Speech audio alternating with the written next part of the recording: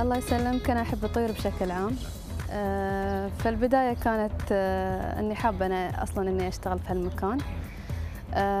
فالطيور كنت أحبها من يوم صغيرة، كنت أربي طيور عصافير ببغاء، بس إنها طيور جارحة الصراحة ما تعاملت وياها إلا هني في الحديقة.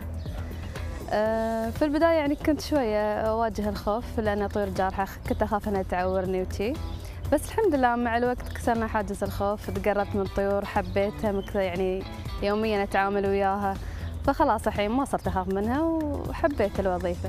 هني عندنا في قسم تدريب الطيور ندرب أنواع مختلفة من الطيور، البوم والعقبان والنسور والصقور بعد.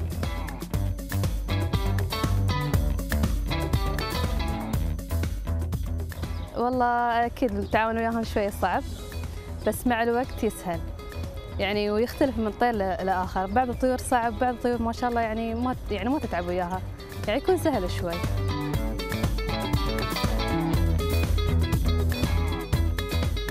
نحن هني في المركز ندرب الطيور ونهيئها على أساس تقدم العروض أمام الجمهور، نعرف الجمهور يكون مختلف الفئات، طلاب مدارس، جمهور صغار كبار، نحاول نعلمهم كيفية طريقة عيش كل طير وطريقة مثلا صيده في حياته، طبيعة البيئة الأم اللي هو عايش فيها. فهو العروض مثل ما نقول أن نقدم معلومات عن كل طير نحن دربناه في العرض.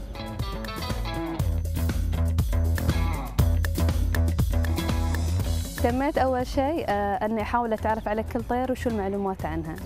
في نفس الوقت يعني حاولت أني أحفظ المعلومات، أعرف شو الطير، أدور المعلومات، نضيف معلومات على أساس نعرف النوع في المعلومات اللي نقدمها، ونحاول قد ما نقدر أن تكون معلومات مفيدة ومش إنها يعني طويلة، مختصرة ومفيدة في نفس الوقت هيك. فالحمد لله يعني مع الوقت يعني تدربنا وفي تقديم العرض والله وفقنا الحمد لله.